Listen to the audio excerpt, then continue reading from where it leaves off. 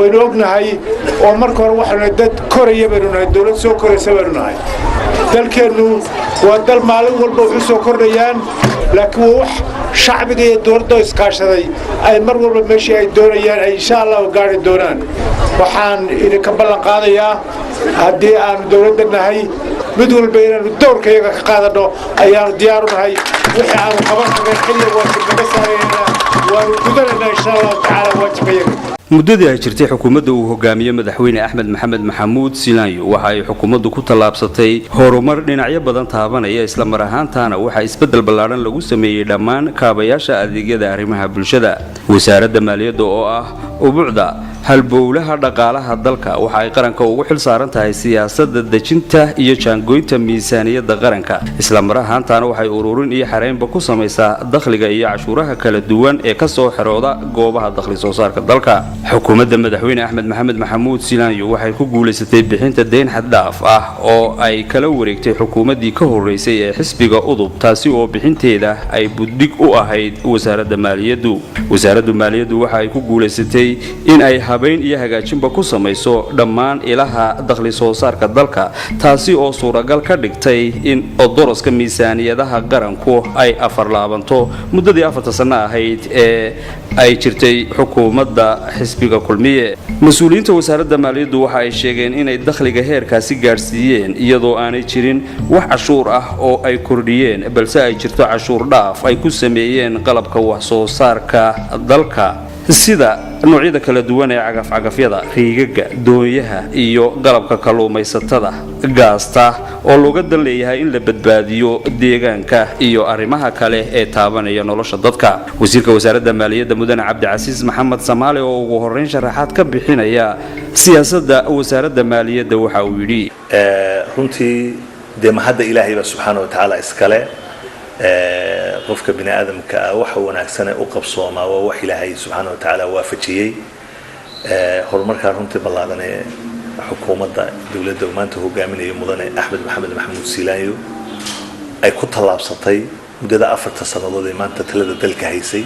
waa wax Ilaahay subhanahu wa ta'ala loogu mahadiyo waana tawfiiq iyo waafajin Ilaahay subhanahu wa ta'ala Ilaahay baa ku mahadle dhanka kalena deecida xilka hayso madaxweynuhu ugu horeeya runtii mahadle madaxweynuhu isaga ayaa tiimka la shaqeynaya ee xilalka ka soo baxay meelaha muhiimka ah ee wax laga qabto u baahan isaga runtii xusha alxamdulillah rabbil caalamiin sad ka war haysan miisaaniyadda qaranku 2010 markii xukuumadda kulmiye ay timid 740 milyan 50 milyan bay ahayd 740 milyan ayay ahayd budgetku budgetkaasi 2010 bishii July baa xilka xukuumaddu la wareegtay sidoo ahaabay xukuumaddu ku shaqeysay waayo budgetka hore loo sii dejiyay wasiirka maaliyadda xilliga yimid injineer Maxamed Xaashi Cilmi isaga xilka markaa la wareegay lacag badan baa markaa soo baxday oo budgetka intii lagu talagalay lacag badan baa loo mijirtay lacagtii loo mijirtay khasnada dawladda ayay xagaa ku noqotay sanadkii 2010 markuu dhamaaday 2011 miisaaniyaddii xukuumadda kulmiye ay dejisay ku talagalkii maadaama faa'iq aad u badan iyo lacag aad u badan oo 2010 ka soo hadhay ku talagalkii xukuumadda naga horeysay lacagtaasi soo baxday wasaaradda maaliyadda ay soo saartay lacag badan baa runtii halka khasnada ku soo hadhay dabadeedna budgetkii la dejiyay ee 2011 ugu horeeyay 780 milyan oo dollar buu ahaa 2011 780 milyan 280 kamida ayaa soo baxay 280 baa soo baxay 5 milyan may soo bixin sida runtii ku cad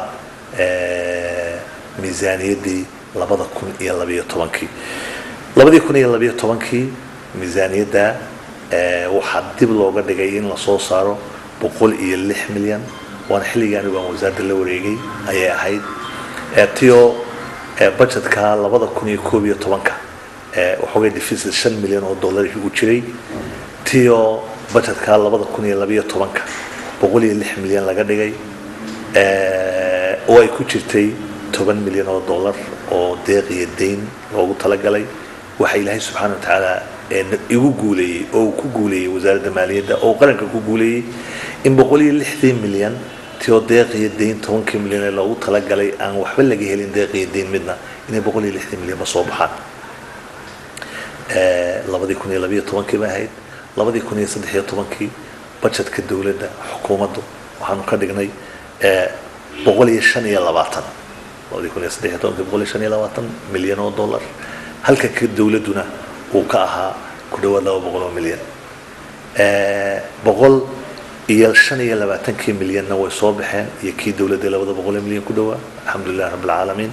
2014 oo sanadkan maanta ku jira miisaaniyadda aan u qoondaynay waxay ahayd 152 milyan ta xukuumadda iyo 212 milyan oo dollar oo ta dawladda ah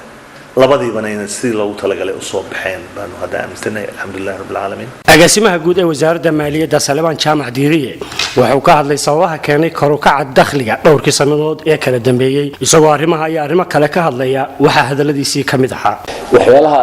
noo suurtageliyay inaan ku guuleysano dakhli kordhinta waxa horta ma hadda u koowaad la ilaahay oo noo suurtageliyay inay saa u dhacdo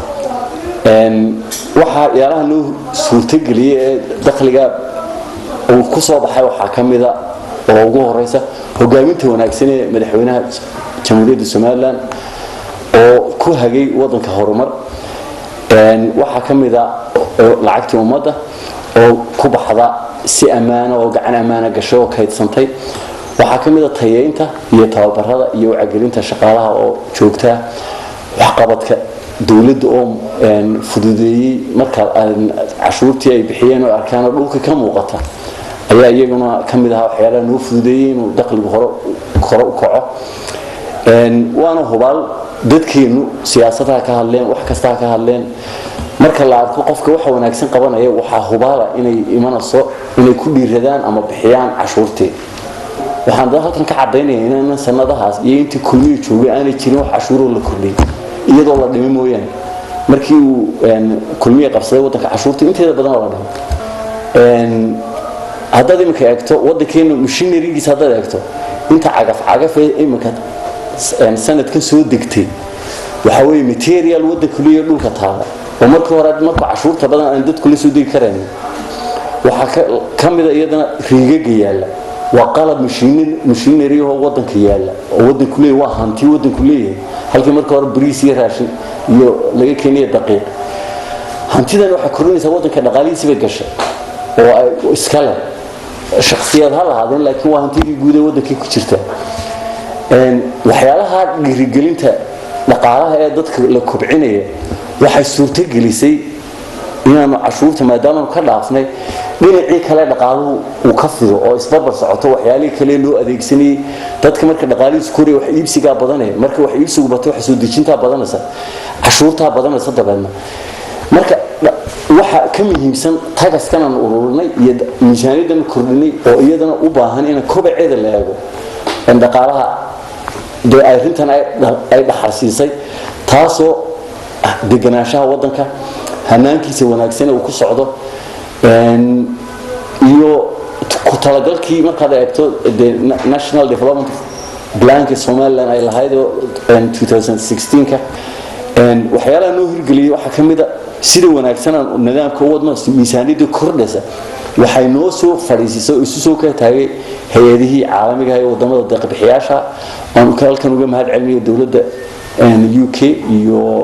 Danishka oo si toos ah معاونة بحنين وقصوا شو مشروع صندوق اللي هذا SDF Somaliland Development Fund وسارده إن واحد هالنقصة عشر بحياش يجمع الصور وضنك حصول دشي يكوح يبي يكو سيرفس كخلق بتبع وعشور تسوي أكثر بحياة أمام بدل بمديهين سارده ماليد هدي أنا شغالها أنت لايك يتهيدا لهين ما يقعدين أود أن يقول شقالها وسارد مالده هذا كلام نجا شقية عادي أدوم هذا إعلانية سيد وناكسن نور شقيان يودني دك شقالها وسارد مريض موتشيان وحن مركا عاد شقالان وجمع هالنجا سيد وناكسن وقت كان قاعدين يسيد دخلوا كرديان شقالها يجون ضد كلام نور شقية حلو كنا قد حي أيام سوى ناكسن نور شقيان وما هالنجا runtiina waxaan aad ka ugu mahadnaqayaa waxqabadka xukuumadda oo hadii aan xukuumaddu aanay waxqabadkan qabanaynin wadooyinkii mashaariicdii kale aanay waxba laga qabanaynin noomay suurto gasheen inaan lacagta dadkaan weydiino laakiin iminka lacagta dadku uma arkaan inay jeebkay gasho ama jeebka wasiirka gasho waxay u arkaan inay wadanka gasho. waaxda cashuuraha barigu waxa ay ka mid tahay qaybaha ugu muhiimsan ee wasaaradda maaliyaddu ku tiirsan tahay waana halbowlaha labaad ee dakhliga dalku ku tiirsan yahay. agaasimaha waaxda cashuuraha bariga maxamed axmed maxamuud oo loo yaqaano cawad ayaa faahfaahin ka bixiyey howlaha waaxdaasi qabato. haddaan ka sii warbixin kooban oo ku saabsan cashuuraha bariga horta wasaaradda maaliyaddu waxay u qaybsantahay waax badan laba waaxoodba dakhli soo saara waa cashuuraha bariga iyo customka. inagu kulli waxaan nahay dal aan wali la ictiraafin soo koraya cashuuraheenu inta badan waa customka ka soo baxaan laakiin dunidu waxay ka soo baxdaa boqolkiiba 90 cashuuraha bariga oo systemkoodu way dhisteen. inaga waxa laynooga baahan yahay in systemkeenu dhisano runtii markaan anagu soo biirnay maamulka cashuuraha bariga sanadka dhan waxa ka soo bixi jiray 30 bilyan oo Somaliland shilin ah. imanka runtii ilaahay baa mahadlay waxa labada bilood koobaad ayaa bisha koobaad 15 estimate-kayga per month ama bishiiba wuxuu yahay 15 ama 15 bilyan Somaliland shilin. marka waxaad 12 intii sanadka ku soo bixi jirtay waxa ku soo baxdaa labada bilood ugu horeeya. ilaahay baa iska mahadlay iyo siyaasadda xukuumadeenan oo ah in mar walba systemka iyo maamulka cashuuraha wax badan laga bedelo oo sida fiican. cashuura markay tahay waa dadka loo adeegaya oo laga soo qaadaya dadka lacagta leh wax loogu qabanaya baahiyahay dadku u baahnaayeen. marka waxaan rajayn doonaa insha Allah in si fiican inoogu soo ururi doonto sida imakaba inoogu korodhay oo dareemisaan kororka inta leeg waxaana kororkaas suurtageliyay oo shaqaalaha ka shaqeeya cashuuraha bariga iyo commitment-ka maamulka wasaaradda iyo madaxda dawladduba. qof qurux ma soo saaro laakiin wax soo saaro oo waxa marka la isugu geeyo shilimaadka marka la isugu geeyo bisaa u badata targetkaygu waa inta uu ka badan yahay wuxuu noqon doonaa inuu bishii soo baxdo 50 bilyan ayuu targetkaygu yahay 3 sano soo socda in lagu gaaro. structure-ka waaxdu wuxuu qaybsamaa cashuurta toosan iyo dadban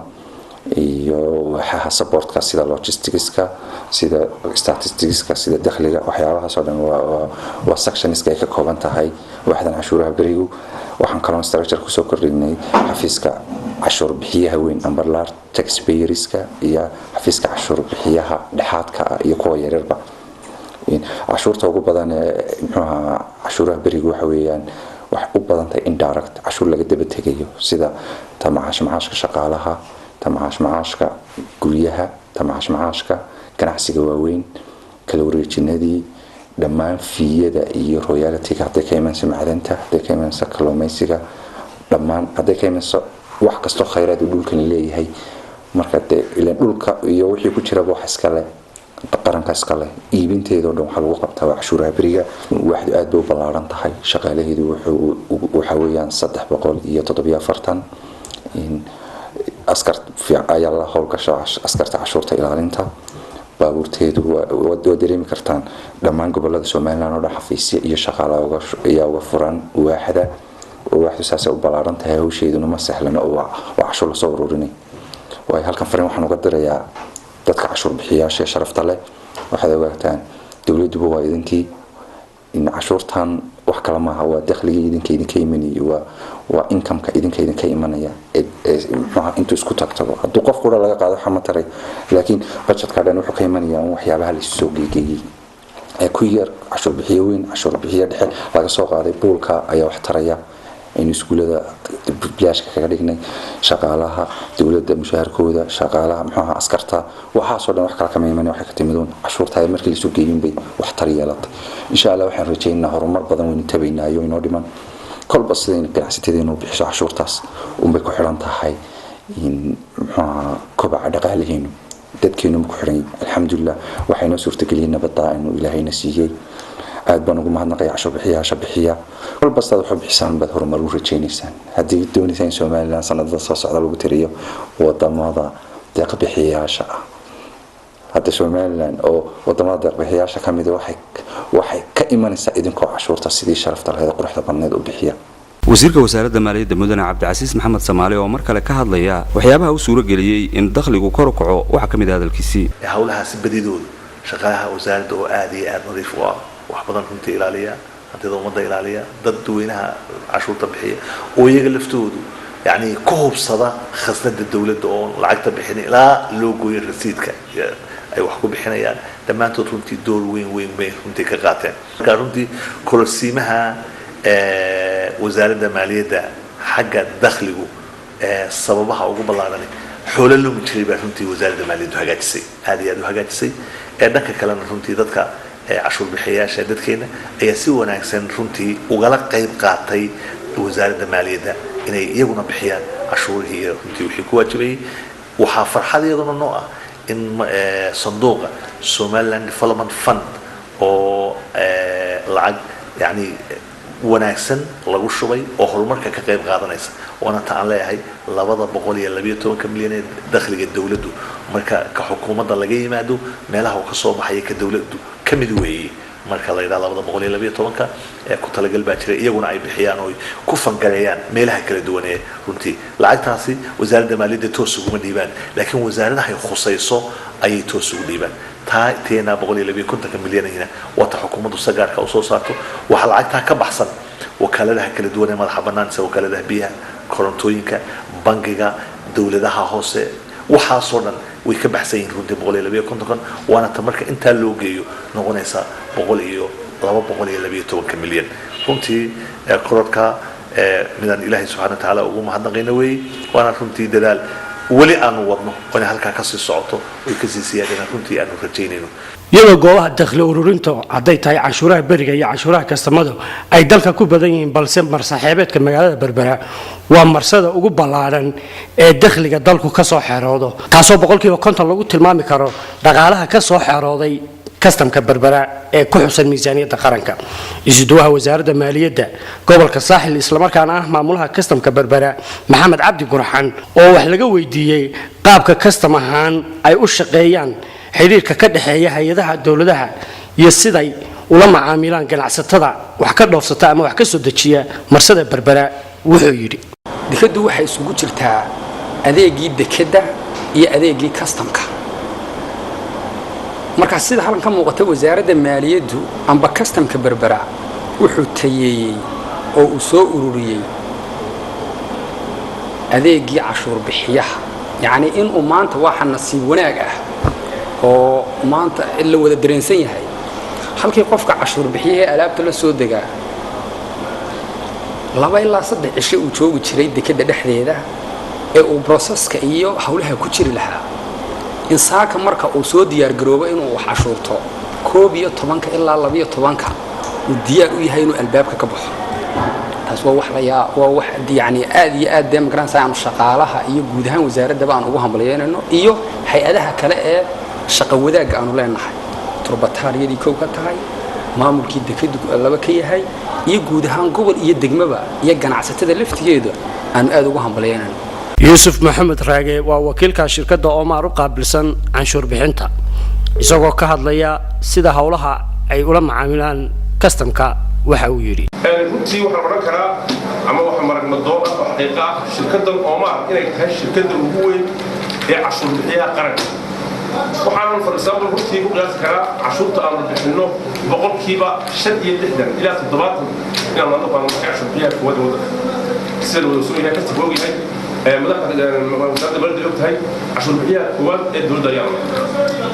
runtii hawshu waa annaga halkan kastamada markay noqoto hawshu way noo fudud tahay oo for example processkan kastamka u maraa wuu fudud yahay oo uma dhib badna oo for example marka saaka aan bilaabo badeecadda runtii xaqaaqa laga hadlayo marka saaka aan processka cashuurta bilaabo waxa weeye galab uma raran karaa mar haddii cashuurtii aan saaka bilaabay aan galabta raran karana nidaam ahaan kastamku hawshu inay fudud tahay oo hawl fudud ay tahay oo sidii hore ay kasii wanaagsan tahay ayaan magaranaysaa la dareemi karaa wasiir dawlaha wasaaradda maaliyadda Ismaan Cabdilaahi Saxardiid oo ka waramaya xiriirka wanaagsan iyo wada shaqeyneed ee ka dhaxeeya hay'adaha caalamiga ah ee deeq-bixiyaasha waxa uu yiri marka shirkanu sida aad ka warhaysaan madaxweynaha jamhuuriyadda Soomaaliland mudane Axmed Maxamed Maxamuud Siilaan ayaa furay laba qaybood buu ahaa qayb waxa weeye departmentka wasaaradda qorsheynta ayaa lahayd qaybna waxa lahayd wasaaradda maaliyadda qaybta wasaaradda maaliyaddu lahayd waa qaybta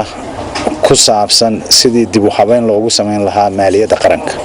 ee maxaan ku dhahay jamhuuriyadda Soomaaliland oo dib u habeyn loogu sameyn lahaa sida adduunyada oo kaleba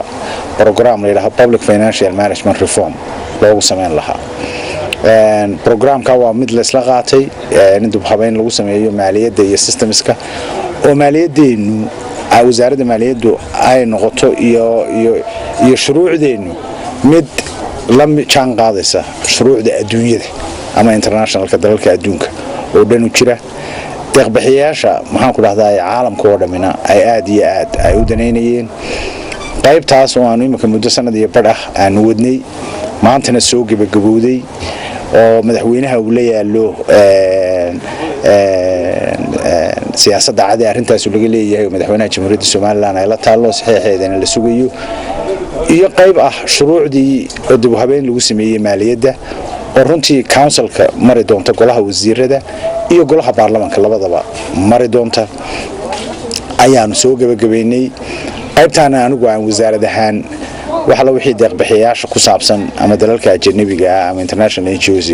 aan wasaaradahan u qaabilsanahay wasaaradda maaliyadda markay timaado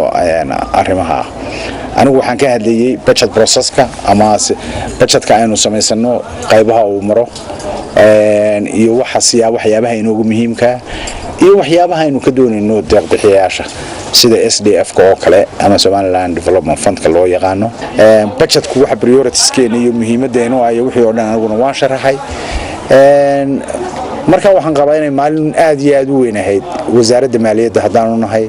wasaaradda maaliyaddu waxa ay ku guuleysatay in wada shaqayn wanaagsan ay dhex marto golaha wakiilada jamhuuriyadda Soomaaliland golayaasha deegaanka iyo qaadhaan bixiyayaasha oo iyagu muddo badan ku boorinayay wasaaradda maaliyaddu in ay hagaajiso habka iyo hanaanka xisaabaadka si ay gacan uga geystaan taageerada ay Soomaaliland u fidiyaan waxaana golaha wakiilada jamhuuriyadda Soomaaliland uu shahaado sharaf ku maamusay wasaaradda maaliyadda taasi oo ay tilmaameen in habka iyo hanaanka ay wasaaraddu u shaqeyso ay ku soo gudbiyeen miisaaniyadii qaranka waqtigii uu sharcigu dhigayay gudoomiyaha golaha wakiilada mudane Cabdiraxmaan Maxamed Cabdilaahi oo ka waramaya shahaado sharafta ay gudoonsiyeen wasaaradda maaliyadda waxa kamid ah hadalkiisii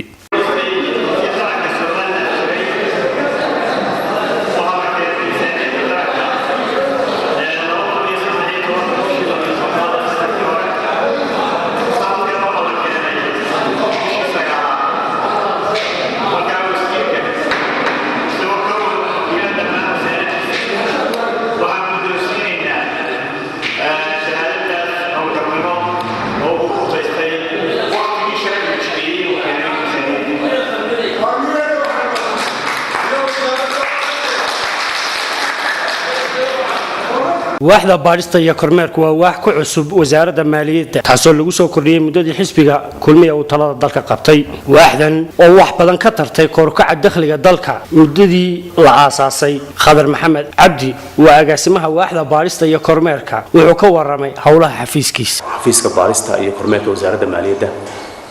xafiiskan oo la aasaasay sanadkii 2011 bishii February xilligaas oo uu jiray ciidii ama culays dhaqaale oo dhinaca dawladda iskan oo qorshihiisu ahaa ama ku talagalkiisa loo qoondeeyay inuu wax badan ka taro kobcinta iyo kor u qaadista ilaha dhaqaalaha ama ilaha dakhliga si dakhliga dawladda u xiroonaya ama qasnadaha dawladda garamaraya baalmaraya oo qasnada sidiisa ugu xiroodo xafiiskan baarista iyo kormeerka shaqadiisa waxay u badan tahay baaris dokumentiyada cashuuraha lagu qabto sida kashbugyada rasiidada muxuu ahaa cashuur bixiyaasha ay lacagta laga qabto dokumentka muxuu ahaa lagu xereeyo lacagaha sida siliyada banka loo geeyo in dokumentkaas lacagtii la qabtay ay martay nidaamkii loo dejiyay shaqeedii dalka u taalay kuna xerootay qasnada iyadoo dhammaystiran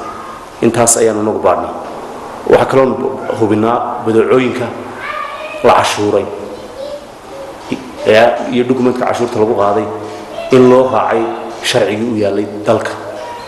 taas oo wax badan ka tartay kor loo qaadnay goobaha cashuurahaas furdooyinka tusaalahaan markaan kor soo qaato 2011 markii xafiiskan la aasaasay dakhliga goobaha furdooyinka waxaa dhici jirtay markaanu goob tagno in dakhligu uu laba laabmo ama uu saddex laabmo taasoo ay muujinaysay inuu jiray dakhli badan oo baalmarayay khasnada dowladda haddase ay noqotay marka waxa siilinkii u gaadho ama heerkii dee wixii la qabtay dariiqa sharciga maro culays badan oo annaga xafiis ahaana nagu dhici jiray culayskii laga kala fudaado dakhli badan oo dee goobaha lagu talagalay goobta ay kasoo xoroonaysay 100 milyan maalintii ay hadda ka xoroonayso dee 3 laab ama 4 laab ay goobtii tagtay goob kasta goobaha dalka siduu baday taasi waa guul muxuu ahaa u soo hoytay xafiiskan oo u gaadhay iska leeyahay qaranka ama wasaaradda maaliyadda ay wada leedahay agaasimaha waxda qorsheynta ee wasaaradda maaliyadda mudane weli daawud cigaal waxa uu ka mid yahay mas'uuliyiinta wasaaradda maaliyadda waxaanu ka warramay habka iyo hanaanka ay u qorsheeyaan odoroska miisaaniyadda qaranka iyo meelaha ay ugu talagaleen adeegyada arrimaha bulshada miisaaniyaddii haddaan in yar tafaasiilin ka siiyo sanadkii 2013 ku talagalkeedu horta wuxuu ahaa 750 bilyan oo Soomaaliland shilin ah oo u dhiganta 125 milyan oo dollar ahayd miisaaniyadaas sidii ay horta ku talagalku ahaa way soo baxday qorshaha iyaga sidii loogu talagalay alxamdulillah rabbil caalamiin ayay soo baxday oo ilaahay nagu garab galay miisaaniyadaas waxay xambaarsanayd mashaariic badan oo horumarneed baa ku jira waxa ku jiray dhismayaal baa ku jiray waxa ku jiray jidadka ku jiray waxa ku jiray qalabka jidadka loo iibinayo ku jiray waxa ku jirtay darajadii ciidanka qaranka ciidamada dawladda ku jirtay waxa ku jirtay in mashaariic loo qabanayay wasaaradda wax soo saarka sida wasaaradda beeraha wasaaradda xanaanada xoolaha wasaaradda kalluumaysiga dhammaan mashaariicdii ku jirtay miisaaniyadda 2013 horta sida u dhamaayay way fileen haddaan mid idinku taabtana horta kow waxa ka ahaa darajada ciidanka qaranka ciidamada darajadii waa weeyeen madaxweynaha qaybiyay kunadoodii September 2013 baa loo bilaabay si wanaagsan beertaasiish ismayaasha xafiisyada ee miisaaniyadda ku jiray waxa ka mid ahayd wasaaradda horumarinta reer miyiga oo sanadkan la furay waxa ku jiray dhismaha wasaaradda dhalinyarada iyo ciyaaraha oo sanadkan la furay waxa ku jiray wasaaradda xanaanada xoolaha oo imika iyana aragteenay dhamaystirkeedu dhow yahay waxa ku jirtay wasaaradda boosiga isgaarsiinta oo dhismaheedii imika socdo waxa ku jiray dhismayaal wasaaradda masaajid maaliyadda ay leedahay oo laga fuliyay gobolka Gabiley sida xafiiska cashuuraha bariga xafiiska xisaabaadka waxa kaloo ku jiray dhismayaal wasaaradda maaliyadda ay ka samaysay gobolka Hawd degmada Beligwelle sida xafiiska kastamada waxa kale oo ku jiray ku talagal loogu talagalay in lagu iibiyo hay'adda wadooyinka qalab iyo kharash lagu dayactiray jidadka dalka qaar ka mid ah sida Kawajaale oo kale dhammaan mashaariicdaas way wada fileen mashaariicdii loogu talagalay wasaaradda kalluumaysiga iyaguna way fushay waxa loo keenay mashiino laashashka ah waxa kaloo wasaaradda beeraha mashaariicdii ku jiray ka mid ahaa cagafyo laga keenay beeraleyda iyana way fuleen waxa kaloo jira xooluhu waa lafdhabarka dalkeena mashaariicdan loogu talagalay dadkeena reer miyiga ah oo mobile teams wasaaradda xanaanada xoolaha samayso oo xoolaha lagu soo dooriyay mashaariicdaasina way fushay aba kale ku jiray miisaaniyadaas waxa kamid ahaa diiwaangelintii dadweynaha waxa kamid ahaa e-passportkii Somaliland passportkii waxa ku jiray miisaaniyadaas oo fulay waxa ku jiray gaadiid badda ah oo loo keenay ciidanka ilaalada badda kaasina uu yimi oo way fushay haddaan soo koobo miisaaniyadaasi mashaariicdii ay xambaarsanayd sidii loogu talagalay ayay u wada fushay dhammaantii ka hadlo mashaariicda 2014 wadooyinka waxaa ku jira dhismayaal ugu jira madaarka Burco iyo dhismaha dabadhis lagu sameeyay madaarka Boorama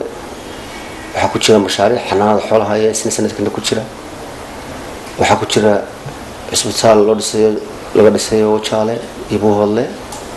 waxaa ku jira isbitaalkan Hargeysa oo dib habeyn lagu sameeyay deedkiisiyo iyo ka TB Hargeysa waxaa ku jira iskuulka agomaha ee Burco waxaa ku jira contribution ay dawladda ka geysatay maktabad library qaranka oo yeesho ay contribution ay ku dartay dawladdu waxaa ku jira dhismayaal badan oo iyana xafiisyada dawladda ka mid ah sida xafiiska hanti dhowrka guud ee qaranka xafiiska xisaabaadka guud ee qaranka waaxda customka oo dhamaanteed aragteen in dhismahooda ay socdaan waxa kale oo ku jira in sanadkii 2012 ay dawladdu waxay jaamacadda baran iyada contribution ku dartay sanadkan intii in leeg baa loogu daray miisaaniyadda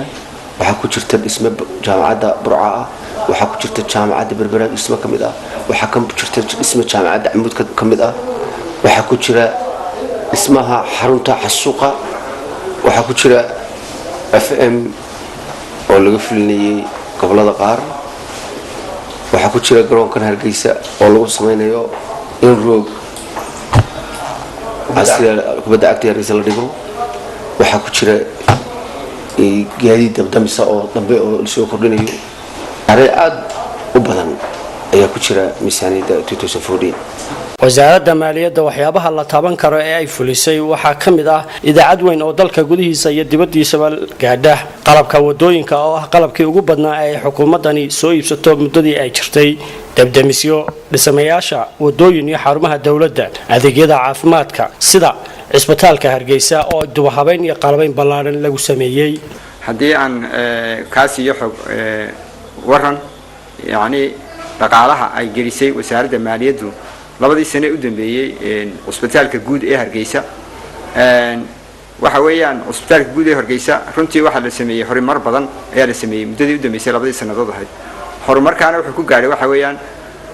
dhaqaalihii uu ka helay ama lacagtii ay gelisay wasaaradda maaliyadda horumarka waxa ka mid ah in la keenay shaqaale takhasus leh khaas ahaan dhakhaatiirtaas oo ah ay ku isugu jiraan dhakhaatiir ajnabi ah iyo dhakhaatiir kale oo iyaguna reer Soomaaliland ay isugu jiraan dhakhaatiirta waxa weeyaan la keenay waxa ka mid ah dhakhaatiirta qaliinka oo qaliinka guud sameeysa qaliinka guud oo runtii ahaan jiray dhibaato mujtamaca haysata waxa weeyaan maanta waxa la sameeyaa qaliinka wiigii 2 goor baa la sameeyaa usbuucii 2 goor baa la sameeyaa marka la sameeyana waxa weeyaan adeegaasi runtii waa adeeg hirgalay mashaakilkii dadka ka haystay xagga qaliinka guudna waxaan imika ognahay in mashaakilka meel la iska dhigay oo la xaliyay waxa jiray oo kale isna qaliinka lafaha oo maartay isna dhibaato badan aha dadku muddo dheer u jiifayeen marka ay maartay dhibaato ku soo dhacdana ay aad maartay ugu dhibaatoon jireen qaliinka waxa jooga dhakhaatiir iyaguna takhasus leh oo maartay nala jooga dhakhaatiirtaasi waxay qabtaan iyagana qaliinka wiigii 2 goor bay qabtaan wixii xaalad degdegana isla markaa ayaa iyadana la galaa qaliinkaasina waxa weeyaan runtii hawl maartay dadweynaha ay maartay imika aad u yimaadaan oo maartay ay kalsooni badan ku qabaan cisbitaalka qaliinkaana waa la fuliyaa si fiicanna uu u socdaa waxa jira isna dumarka maartay xaalad degdeg ku jira ee uur kale ee marka qaliinka u baahda marka ama ilmaha lagu soo qalayo iyadana runtii dhibaato badan oo taagan bay ahayd waxayna la joogaan imika ilaa 7 dhakhtar oo maartay qaar ay yihiin ajaanib qaarna ay yihiin Soomaaliland qaar dhalinyaro lagu tababaro cisbitaal gudihiisa yihiin shaqaalahaas iyo dhakhaatiirtaasi runtii hawshaasi iyaduna waa hawl imika maartay aad u socota oo maartay si fiican u fushay waxa kamid ah iyadana hawsha maartay lagu talaabsaday awal dumarka marka qaliinka degdega loo sameeyo waxay ahaan jirtay lacag imika 2 sano u dambeeyay waxa weeyaan waxa cisbitaalka iyo wasaaradda ballan qaadeen inay u tahay lacag la'aan ay u tahay hooyadii xaalad degdeg ah u baahan waxa la siinayaa qaliinkii oo lacag la'aan ah taasina ay socotaa imika 2 sano u dambeeyay wax dhibaato ah iyo wax maartay ka soo gaara bulshadana ma jiro hawshaasina way fushaa waxa kale oo jira cisbitaalka waxa maartay wasaaradda maaliyadda ay maalgelisay oo maartay iyadana si gaar ah loo maalgeliyay waxa weeyaan dhinaca qalabka waxaynu ognahay inay jirto qaybta sifaynta kaliyaha oo maartay muddo badan ay ooli jireen dadkuna u baahnaayeen dadka Soomaaliya u baahnaayeen qofka maartay kaliyaha wax ka qabaana runtii ay tahay dhibaato badan oo loo tagi jiray dibadaha loo tagi jiray maanta waxa ay la keenay oo maartay inoo yaala oo maalgelinta ka mid ah in 7 mishiin oo kaliyaha sifeeya ay yaalaan oo 7 mishiin ay shaqaynayaan waxa kale oo iyadana maartay la bixiyaa oo maartay ay xukuumaddu iyo bixiyaan waxa weeyaan shaqaalaha farsamo yaqaanka ah oo aynu ka keenay dibadda oo iyaguna inala jooga oo mishiinada ka shaqeeya lacagtooda ayaa la bixiyaa qaybta dhismaheega waxa lafteeda maalgelisay waxa weeyaan Somaliland baa maalgelisay wasaaradda maaliyadda ayaa maalgeliyay dhismahaas oo la balaariyay waxa jira iyadana dhismayaasha maartay wax baarista X-ray-ga iyo oo maartay isagana la hagaajiyay oo dhismahaas oo maartay awal dhismo gaboobay ahaa maanta inuu yahay dhismo casri ah oo maartay lagu shaqayn karo oo nadaafadiisu ay aad u sareyso waxa kale oo la keenay qalabka X-ray-ga iyo qalabka la yiraahdo CT scan-ka oo computer-ka ah lagu baaro cudurrada intooda badanna soo saari kara mishiinkaas oo casri ah oo lacag badan ku baxday oo maalgelinta ay wasaaradda maaliyaddu ay bixisay cusbitaalka ugu deeqday ay ka mid tahay maanta wuu rakiban yahay wuxuu yaalaa cusbitaalka waana la keenay waxaan rajaynayaa inuu dadka in badan u faa'iideyn doono mishiinkaasi oo qaali ah waxa kale oo la keenay qalab badan oo ah qalabka qalinka oo ah mishiinada suuxinta lagu sameeyo dadka marka la suuxinayo lagu shaqeeyo oo casri ah waxa yaala qalabka maartay biraha iyo maartay qalabka wax lagu qalayo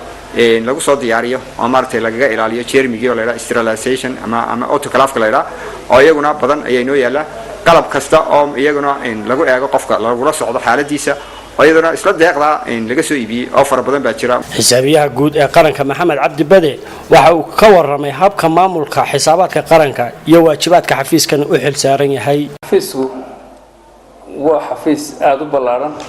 waxyaabaha ugu waaweyn ee aan halkan ku suurtagelin waxa weeye hore uma jiri jireen wixii loo jiray xisaab xidhada waxa weeye sanadku miisaaniyad baa la sii daaya ujeedada xafiisku waxa weeye inuu fuliyo miisaaniyadda la sii daayo inuu dakhliga ilaaliyo inuu kharash bixintiina bixiyo lacagtii isagoo ku bixinaya nidaamka shuruucda dalka u degsan markuu sanadku dhammaado xafiisku mas'uuliyadiisa waxa ka mid ah inuu xidho xisaabtii sanadka hore ma jiri jirin runtii xisaab xidhada noocaasi laakiin xafiisku hadda waa on time waqtigii loogu talagalay ayuu soo gudbiyay xisaab xidhada waxa loogu talagalay sanad walba fursad sanadkii 13kii waxa loogu talagalay inuu gudbiyo oo auditor generalka uu gudbiyo bisha April 3 halka auditorkuna bisha June 3 uu gudbinayo baarlamaanka marka kan waa xisaab xidhkii 2013 waa xisaab xidhkan xirray oo ah maxaa dakhli dalka soo galay maxaa kharash dalka ka baxay soo soo galay soo uga baxay maxaa deeq soo galay sidee loo isticmaalay maxaa horumar lagu qabtay maxaa la dhisay yani waxa weeye 2012 waa kii sanadkii isla ka sii horeeyay marka sanad walba waxaanu sameynaa xisaab xidhka xafiisku wuxuu si adag u ilaaliyay dakhliga dalka soo baxa si dakhli u soo bixi lahaa isagoo kamida garbaha ay wasaaradda maaliyaddu ay adeegsato ay hawlihiisa ku qabsato ee xoogana u ah iyo ilaalinta kharashka oo labaduba had iyo jeer aan u xil saaranahay isku dheelitirka wixii soo baxay inuu baxo iyo wixii baxay inay isku dheelitirmaan oo aanay noqon wax kala bata wasiirka wasaaradda maaliyadda mudane Cabdicasiis Maxamed Soomaali oo ka waramaya mashaariicdii horumarineed ee ay hirgelisay xukuumaddu waxa kamid ah dalkiisii runtii shaqooyinka waa la kala leeyahay wasaaradda walba shaqay leedahay wasaaradda maaliyadda shaqadeedu waa dakhli ururin weeye waxa dalka maanta ka qabsoomaya ee xoolaya lacag ku qabsoomayaan waa lacagii wasaaradda maaliyadda soo saartay hadday tahay dhismayaasha dawladda hadday tahay darajooyinka ciidanka hadday tahay wadooyinka hadday tahay hospitaliska hadday tahay macallimiintii iskuulada aynu freega ka dhignay waa dakhligii wasaaradda maaliyadda soo saartay weeyey ayuunbay waxaasoo dhan runtii ay ku qabsoomayaan waa alxamdulilah waa ilaahay subxaana watacaala inoo suurtageliyey marka waxaasoo dhan runtii haddana dee hay-ado iyo wasaarado gaara oo hawshaa iyaguna u xil saaran ayaa runtii jira ta masalan wadooyinka tiyoo dee budgetka intaas oo milyan oo dollar ay ku jirto haddana contribution shacbiga laftiisu kaga qayb qaataan ayaa isaguna jira oo wakaalada iyo hay-adda wadooyinku ay runtii si gaara runtii u qabato mahad gaara runtii aanu celinayno marka guud ahaan dakhliga ina soo gala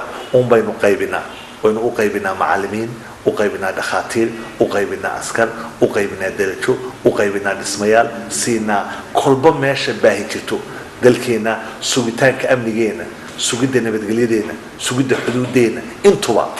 deetiyo ciidankii iyo dawladdii oo dhan isku wadaysato qof walba oo wax ka qabanay la-aantood qofna aanu qabanayn haddana wixii dhaqaale hawshaas ay u baahan tahay wasaaradda maaliyaddu baa loogu yimaadaa hadday tahay darajada ciidanka madaxweynaha bixiyey waana markii koowaad ee muddada somaliland mataqaan madaxweynaha ku calolooday go-aankaa gaadhay wasaaradda maaliyaddana wuxuu madaxweynuhu amar ku siiyey in darajadaasi mushahar lagu bixiyo in darajada lacagteeda la keeno in ciidanka lacag alxamdulillah anagana ilaahay uu noo fureeyay marka runtii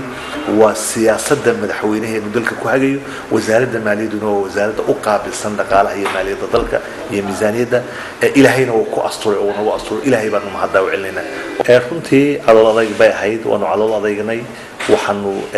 dhaafnay cashuuro badan oo laga qaadi jiray waxlaaliya waxa beeraha lagu qodo hadday cagafay yihiin iyo wax kastoo la xidhiidha waxaanu cashuurtii ka dhaafnay sanadka 2014 waxlaaliya waxa riiga elbiya lagu qodo waxaanu cashuurtii ka dhaafnay waxlaaliya waxa lagu kalluumaysto laashash iyo wixii la xidhiidha iyo mataqaana wixii badda laga shaqeysto oo dhan waxaanu cashuurtii ka dhaafnay waxlaaliya waxa deegaanka wax taraya shooladaha iyo lagaga maarmayo dhuxusho waxlaaliya waxa soo dhan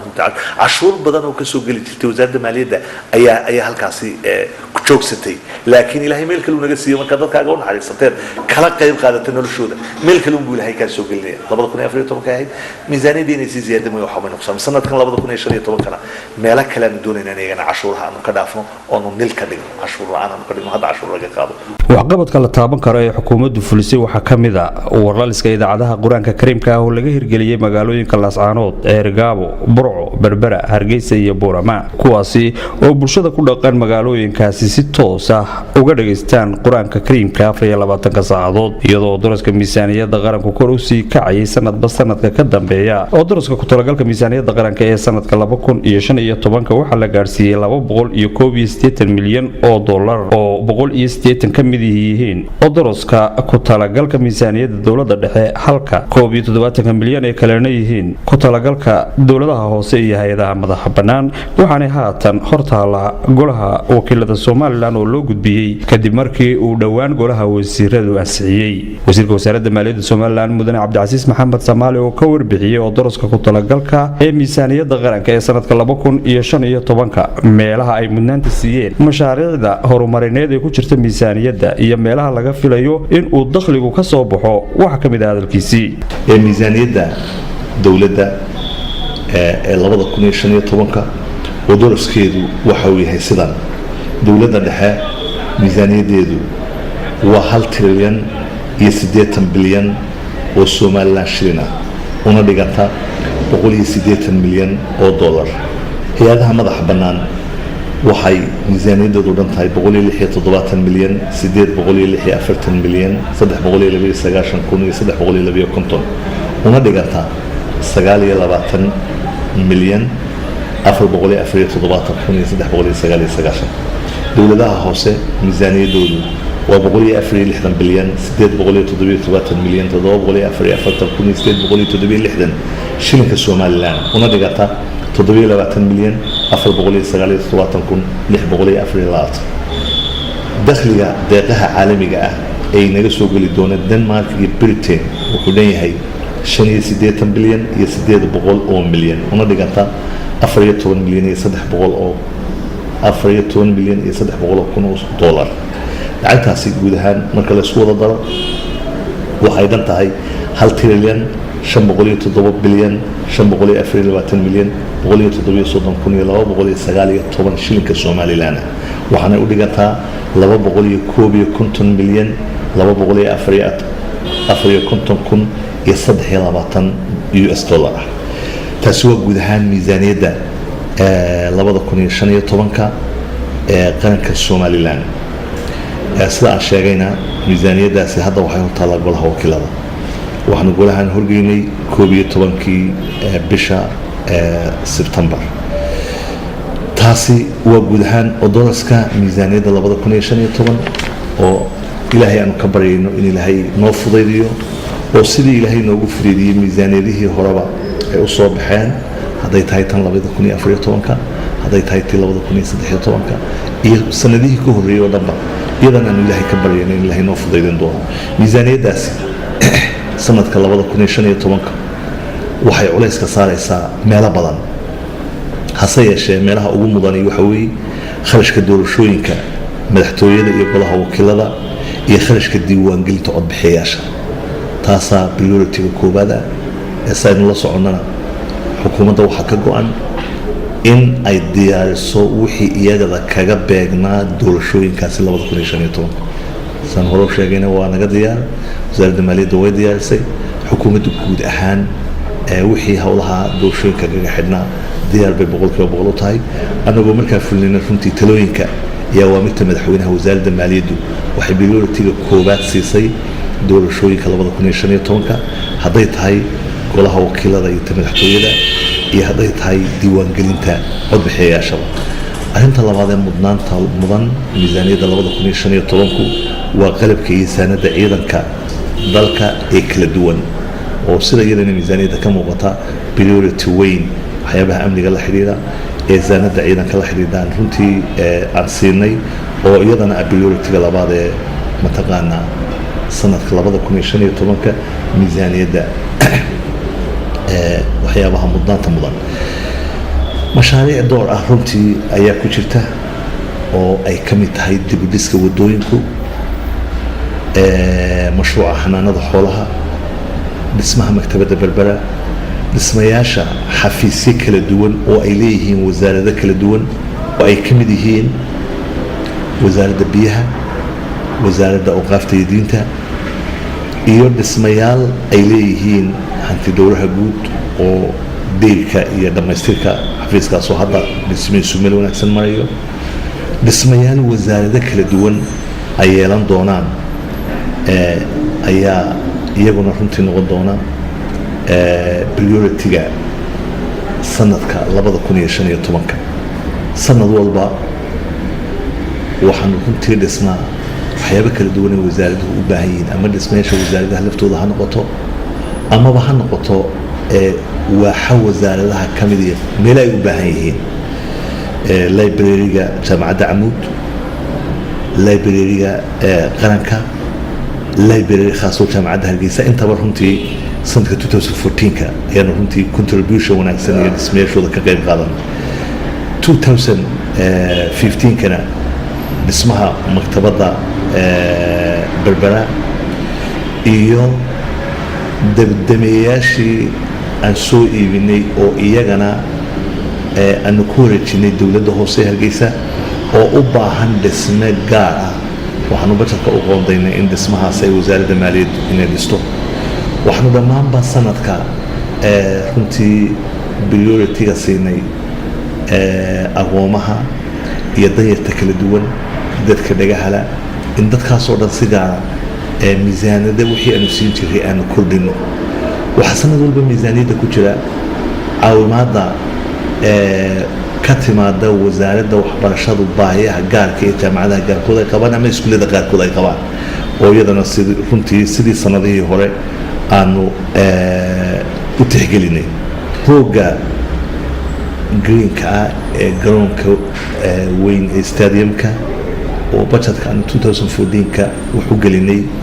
qaybtii dhinayd baan u dhammaystiri doonaa sanadka 2015 taasoonu runtii jecelahay inaanu ku dhiirigelino dhalinyarta tiyo marka horena runtii wasaaradda dhalinyarada ee ciyaaraha dhismaheedii iyo waxqabadkeedii aanu labadan sane ugu dambeeyey aanu xoog saaray wasaaradda caafimaadka ayaanu si gaara iyadana runtii mudnaan u siinay tio 5 MCH laga dhisi doono gobollada kala duwan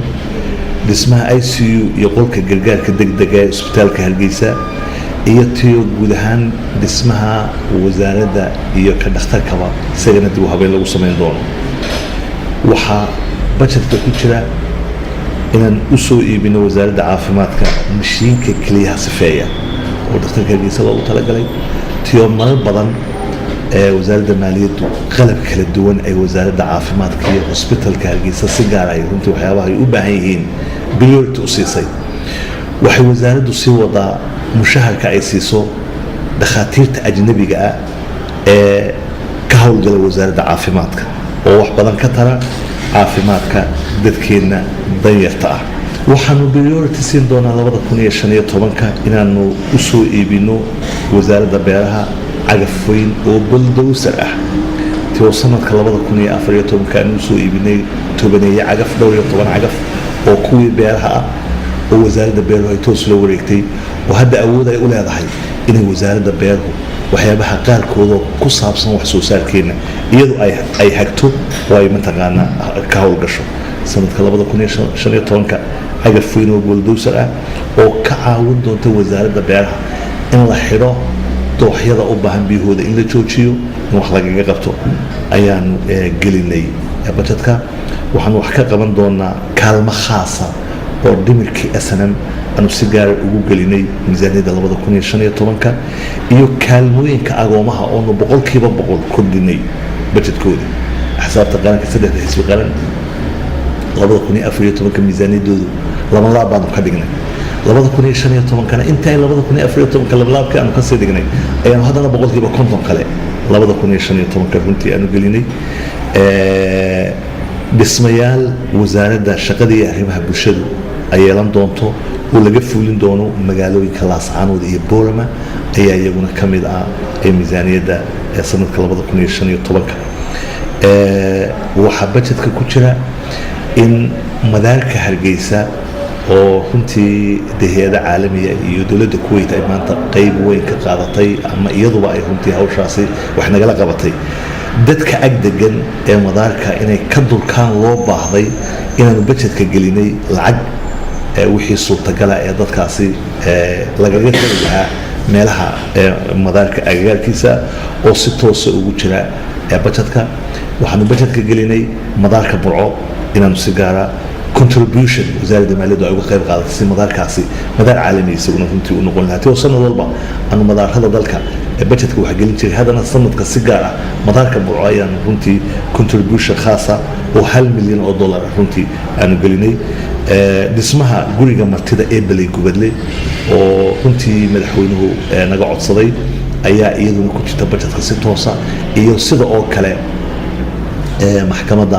gobolka Hawd oo iyadan laga dhisi doono magaalada Balay Gubadle marka guriga martida iyo maxkamadda mataqaanaa gobolka Balay Gubadle oo Balay Gubadle laga dhisi doono iyaguna budgetka runtii ka mid ah waxaa ka mid ah sida oo kale maxkamadda Hargeysa oo iyadan runtii aanu dhismaheeda deyrkeeda iyo qalabaynteedaba runtii aanu sanadka iyadan aanu siin doono qiimeyn gaar ah waxaa runtii ka mid ah inaanu jeelka Burco isagana bilaabi doono dhismihiisa oo budgetka aanu ku talagalka aanu wax gelinay guud ahaan jaamacadaha dalka oo dhan baa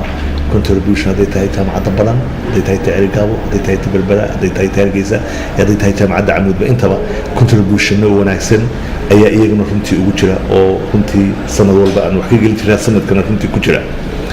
wasaaradda boosaha iyo isgaarsiinta oo sanadka iyadana aanu jecelahay inay shaqadeeda ka soo baxdo dhismaheedii saad la socotaan dhammaystir hadda uu ku dhow yahay wasaaradda maaliyaddu ay dhisayso ayaanu jecelahay iyaduna inay function noqoto oo ay howlgasho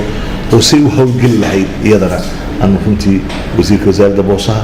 iyo guddida siyaasadda miisaaniyaddaba runtii aan meel wanaagsan isla dhignay inaha iyo runtii ina kale oo badanba waxay ka mid yihiin ku talagalka miisaaniyadda sanadka 2015 waxaanu ku daray shidaal gaara oo noogu talagalay warshada leydka ee Berbera oo runtii meel yani aad u kulul ku taala in shidaalka si gaara aan u bixino qayb ka mid a ama contribution ahaan iyadana budgetkan runtii gelinay tiyo 2 sano tagayba 2013 iyo 2012 aanu mishiina qaaliya u iibinay warshada leydka ee Berbera sanadkana inaan kala qayb ka bixino shidaalka ku bixi doono gaaraan xilliga xagaaga leydka warshada Berbera ayaa iyaduna runtii ka mid ah waxyaabaha ku jira aad iyo aad buu u badan yahay waxyaabahan ugu talagalay yani miisaaniyada 2015 waxaan ilaahay ka baryaynaa in ilaahay dakhligaasi soo bixitaankiisa noogu fudaydiyo siduu dakhligii hore noogu fudaydiyay dakhligaasi badidiisu wuxuu ka soo bixi doonaa meelihii awalba yani aanu priority-ga siin jiray